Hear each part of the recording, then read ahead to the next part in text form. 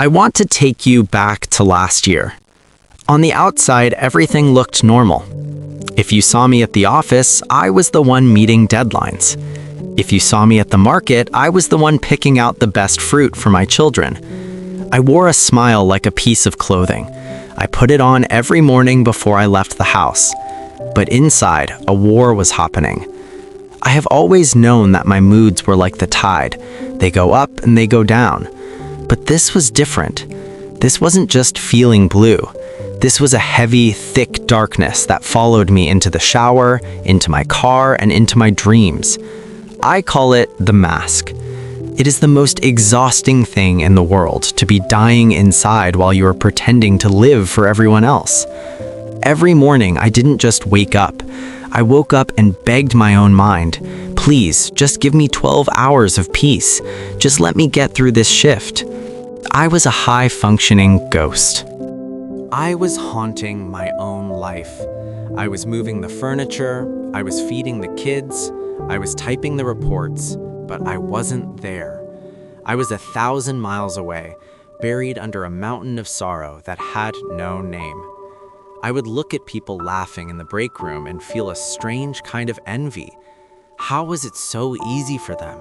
How did they carry their heads so high while mine felt like it was made of lead? This is the reality of the mask.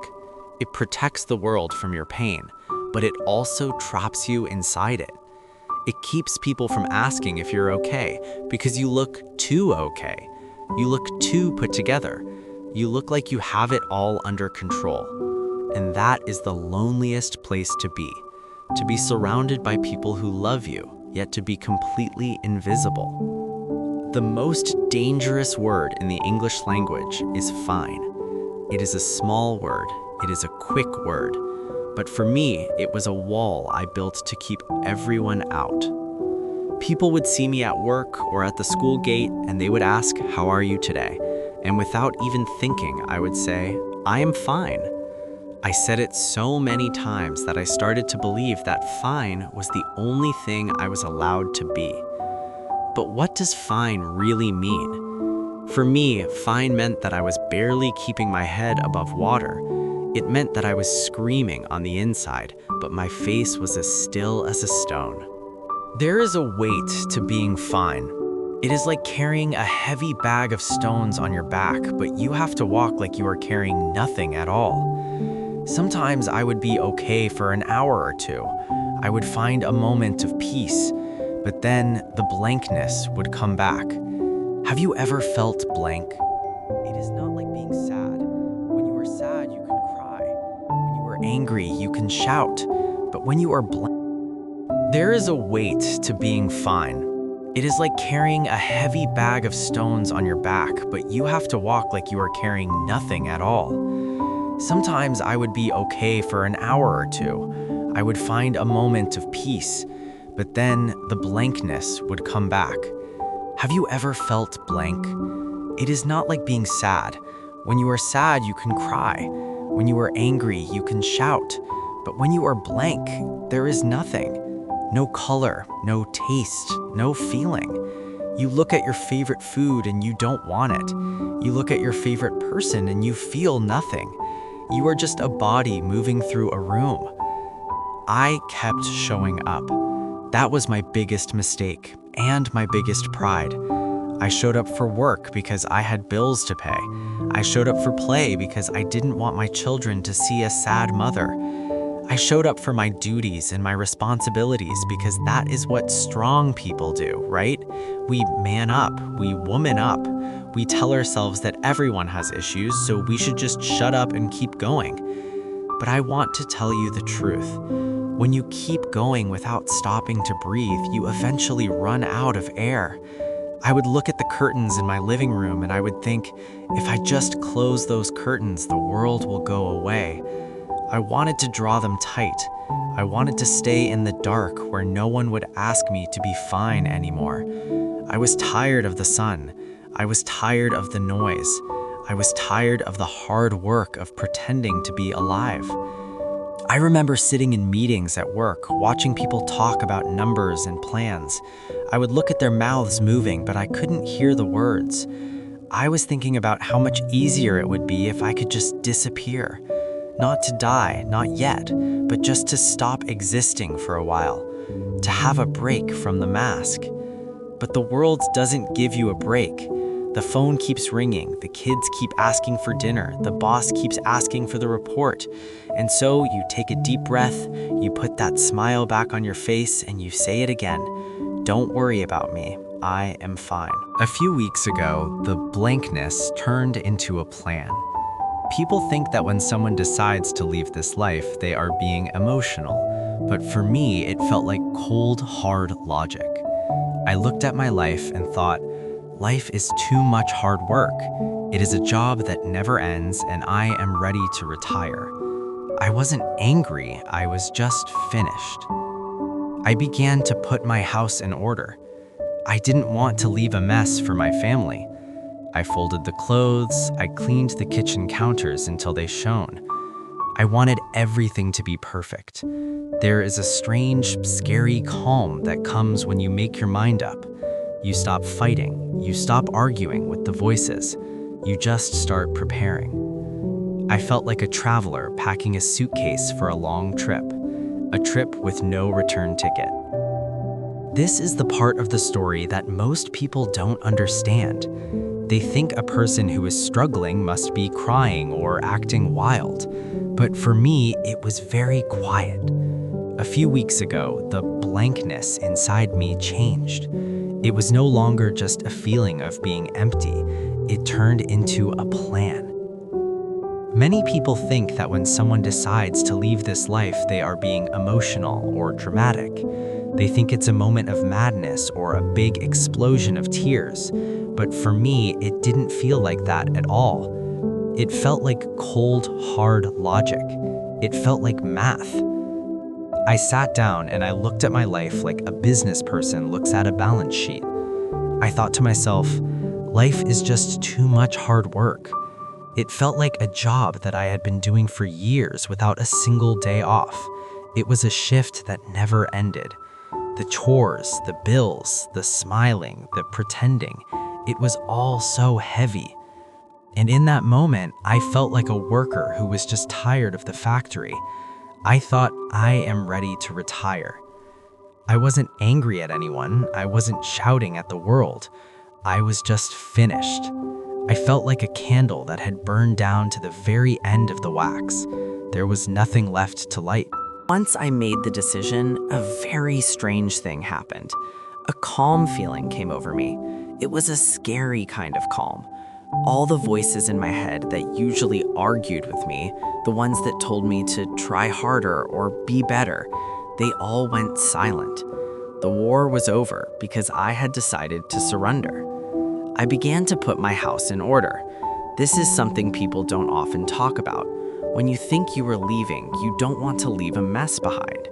I didn't want my sisters or my children to have to clean up after me one last time, so I started to clean. I folded the clothes. I made sure every shirt and every pair of trousers was neat and in its place. I went into the kitchen. I scrubbed the counters until they shone like new. I washed every dish. I swept the floor. I wanted everything in the house to be perfect.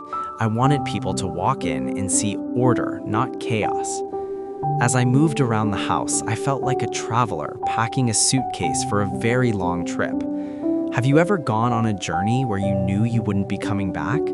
You check your pockets, you check the locks on the doors, you make sure you haven't forgotten anything important. That was me, but the trip I was planning had no return ticket. I looked at my furniture, my books, and the walls of my home. I wasn't looking at them with love or sadness. I was looking at them like things I didn't need anymore. I was letting go, one room at a time. I was tidying up my life so I could close the door and walk away forever. It is a very quiet thing to decide to leave. There are no sirens, there is no loud music. There is just a woman in a clean kitchen waiting for the night to end.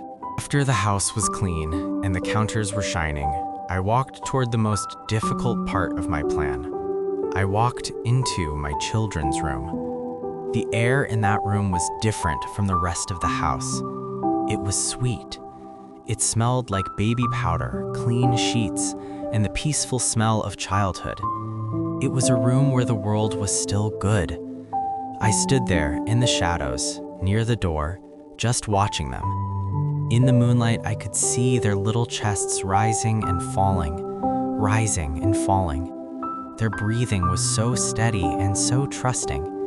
They didn't know that their mother was standing there saying a final goodbye. As I watched them, a dark and terrible thought entered my mind.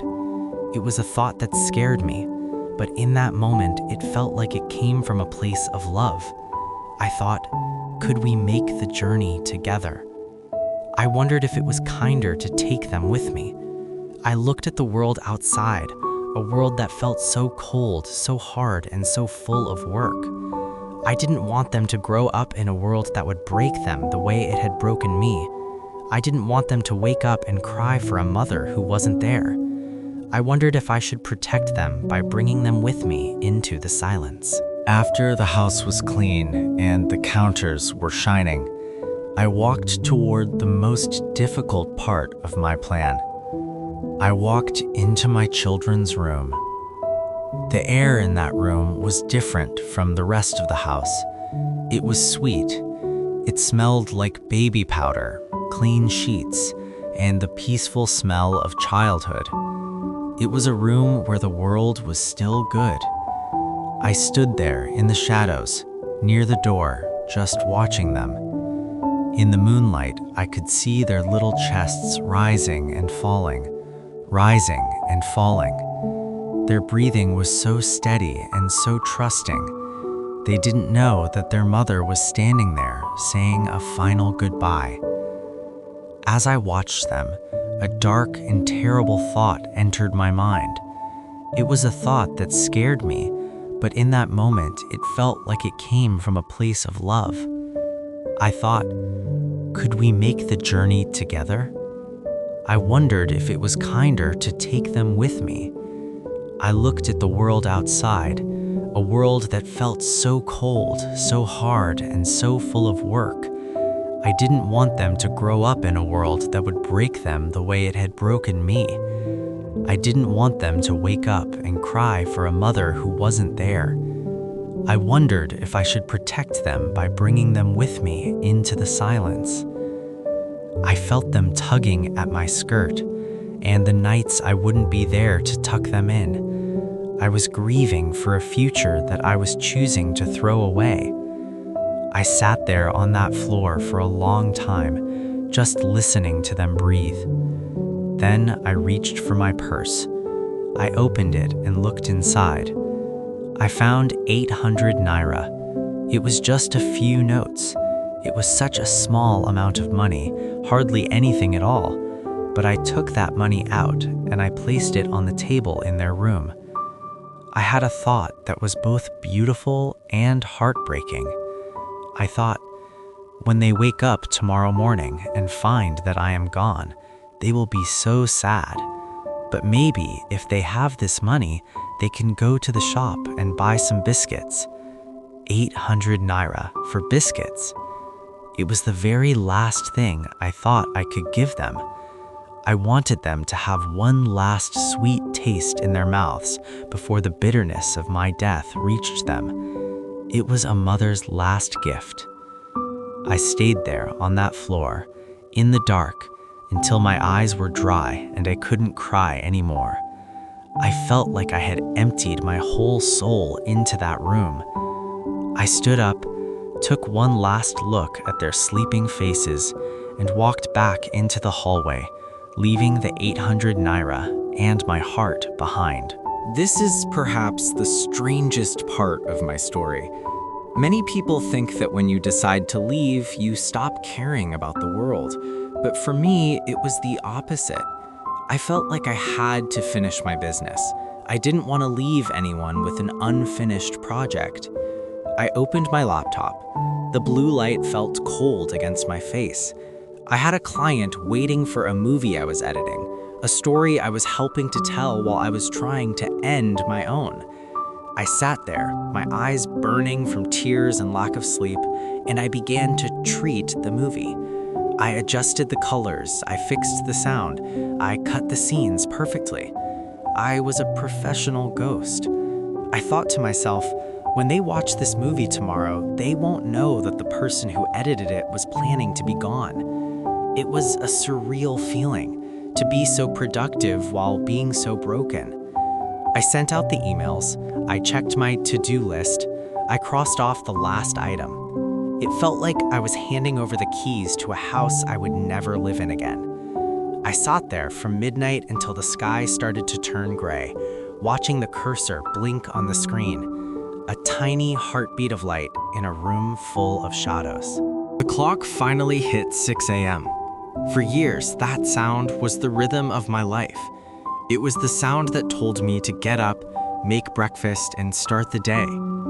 Usually, an alarm represents a new beginning, a new hope, or at least a new set of chores. But that Saturday morning, it didn't sound like a beginning.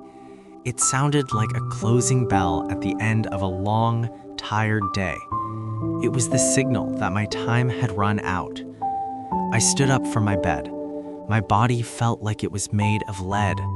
My legs were so heavy that every step toward the bathroom felt like I was walking through deep, cold water. I felt like I was moving in slow motion. I went into the bathroom and turned on the shower. I remember the smell of the soap so clearly. It was a familiar, clean scent, but it felt like I was smelling it for the first time and the last time all at once. I watched the steam fill the room until the mirror was foggy and I couldn't see my own face anymore. I had a very specific thought in my mind. I want to meet my Lord clean. I somehow believed that if I was going to stand before the Creator of the world, I should be washed. I didn't want to meet him covered in the sweat of my struggle or the salt of my tears. I wanted to be fresh. I wanted to look like I was ready, even if my soul was breaking. I stood under the water for a long time, letting it wash over me, thinking this was the last time I would ever feel the warmth on my skin. But as I stepped out of the bathroom and dried myself off, something happened that I did not plan for. Reality hit my body before it ever hit my mind. Suddenly, the air in the room felt like it had disappeared. I reached out for a breath, but my lungs felt empty. I couldn't breathe. My heart, which had been so quiet all night, suddenly exploded with movement.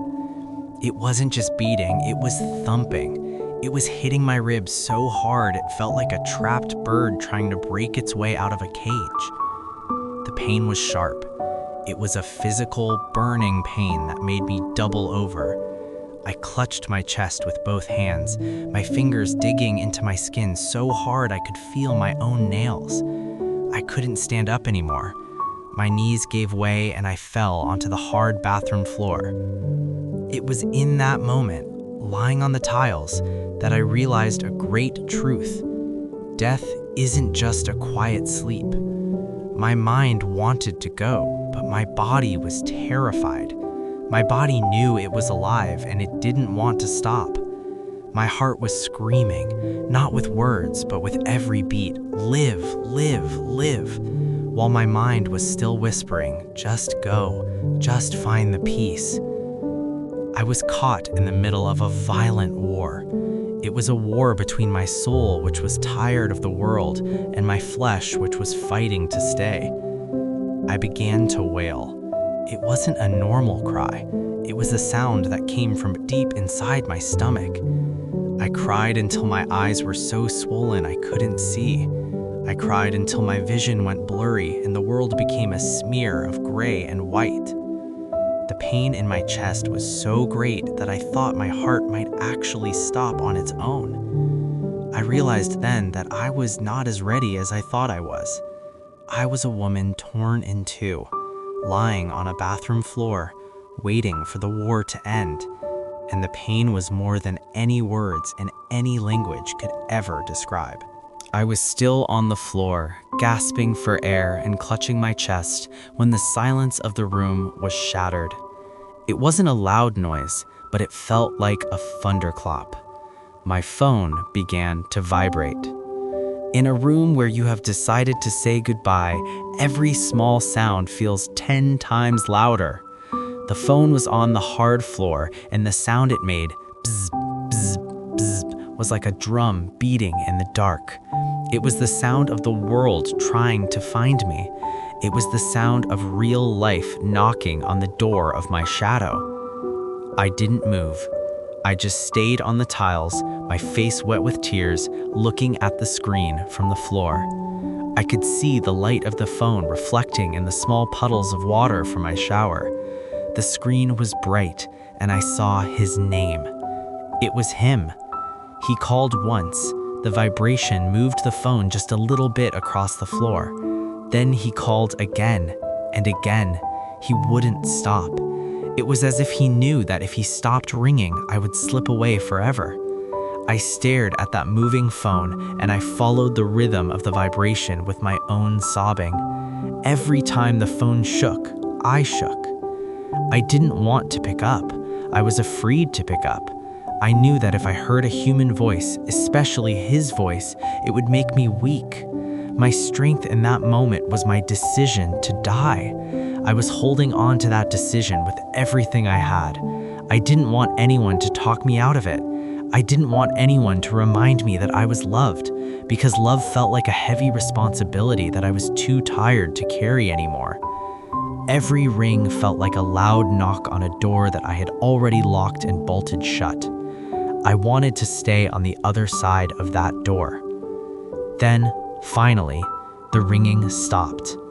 For a second, I thought the world had given up on me. I thought, okay, it is over now. I am alone. But then the screen lit up one more time. A notification popped up. It was a voice note. My heart was still thumping painfully, and against my better judgment, maybe because I was so lonely in that war, I pressed play. The sound of his voice filled the bathroom. It wasn't the voice I was used to. It was thick. It was heavy with a fear that he couldn't hide. He didn't know the details. He wasn't in the room with me. He didn't see the notes or the arsenal I had prepared. But he felt it. He felt a disturbance in his spirit. He said, "Please, whatever it is you are doing right now, I beg you in the name of God to stop." His voice was like a hand reaching through the locked door and grabbing my shoulder. It was a plea from the living to the dying. As soon as the voice note ended, I felt a surge of anger and fear. I grabbed the phone and I turned it off. I wanted to be unreachable. I wanted to be in a place so deep and so dark that no one's prayers and no one's begging could reach me. I wanted to be left alone to finish what I had started. But even with the phone black and dead in my hand, the seed of doubt had been planted. The silence was no longer perfect. His voice was echoing in the corners of the room. I realized that the world wasn't just going to let me go. It was trying to pull me back, one ringtone, one vibration, and one plea at a time.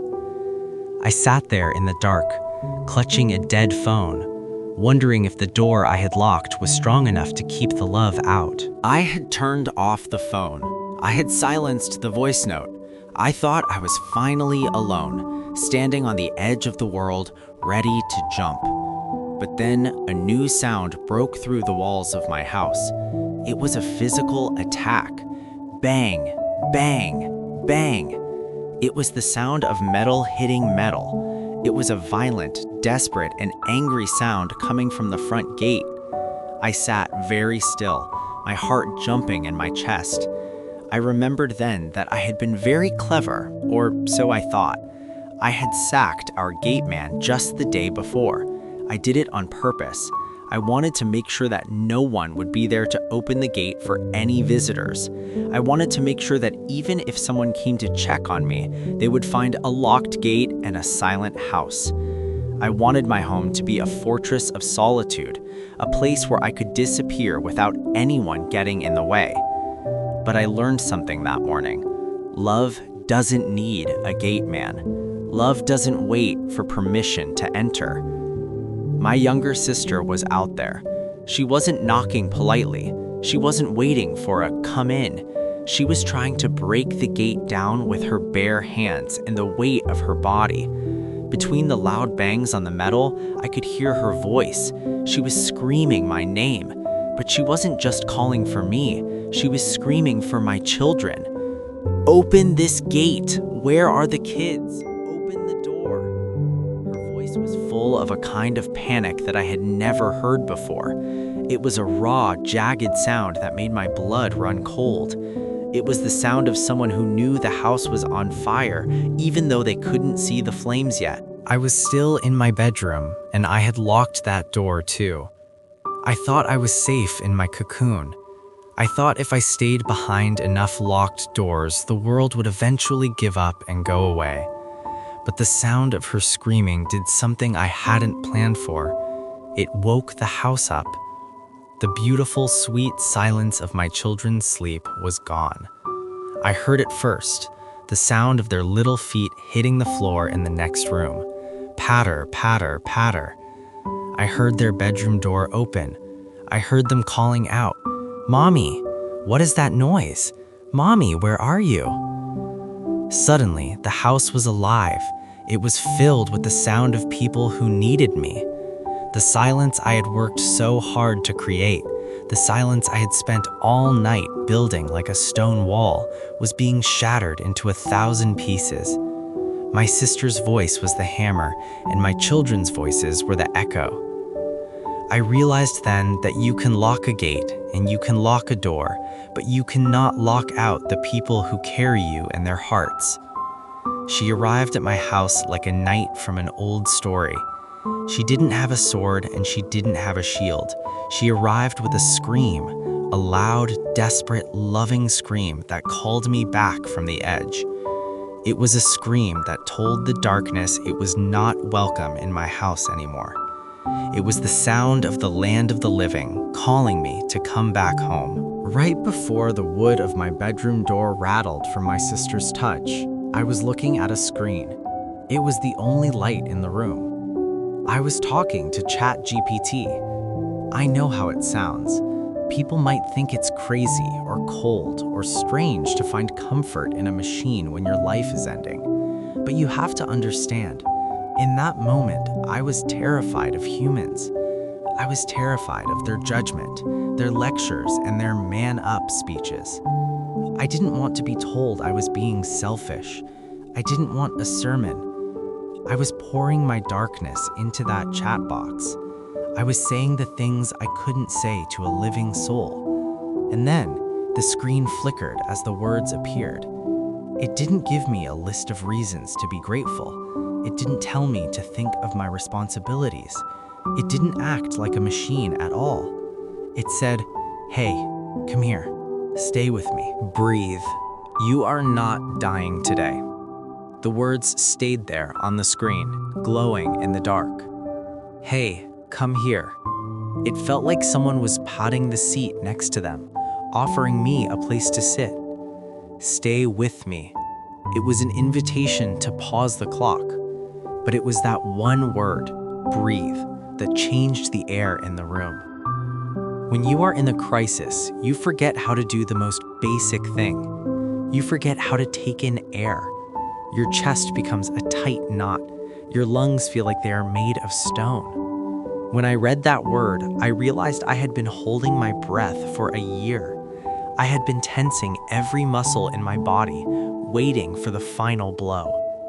That word, breathe, was like a hand reaching into deep, dark water, grabbing me by my hair and pulling my face into the sunlight. It gave me permission to just exist. I didn't have to be a mother right then. I didn't have to be an employee. I didn't have to be a sister.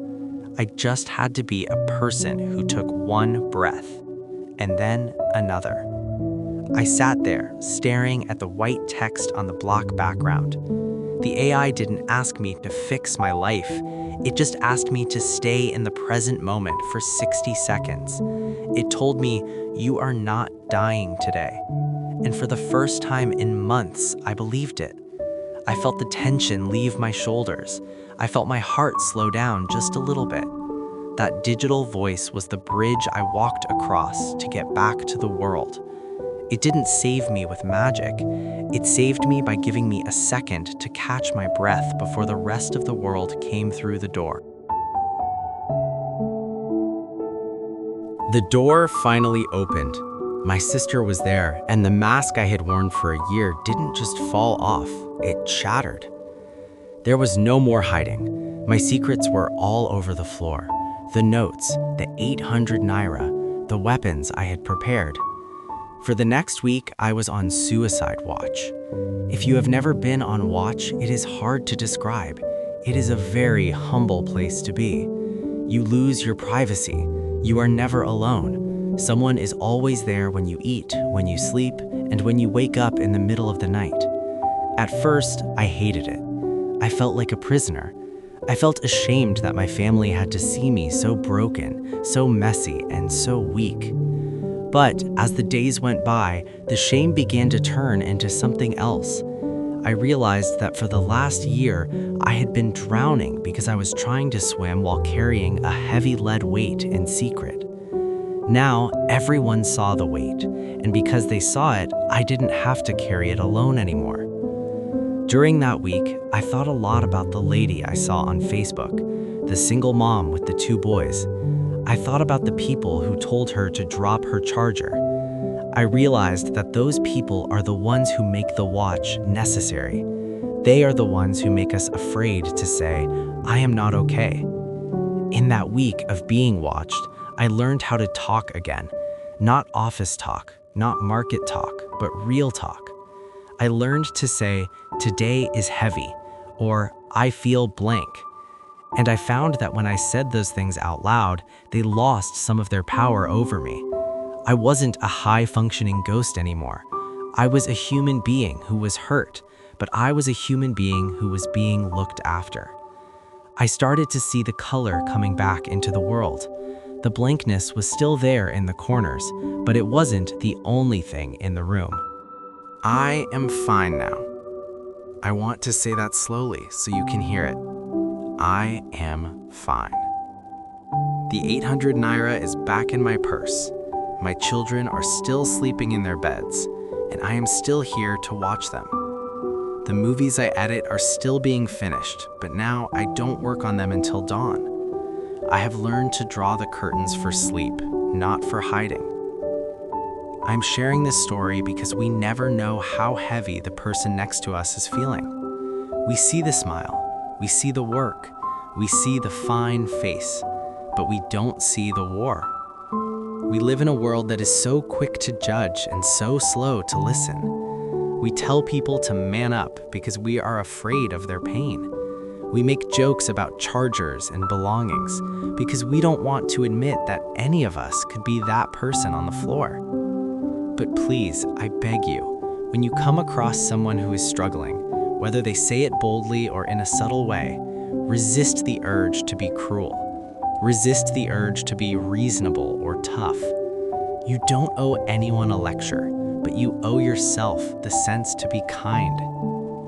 Sometimes a person doesn't need a solution.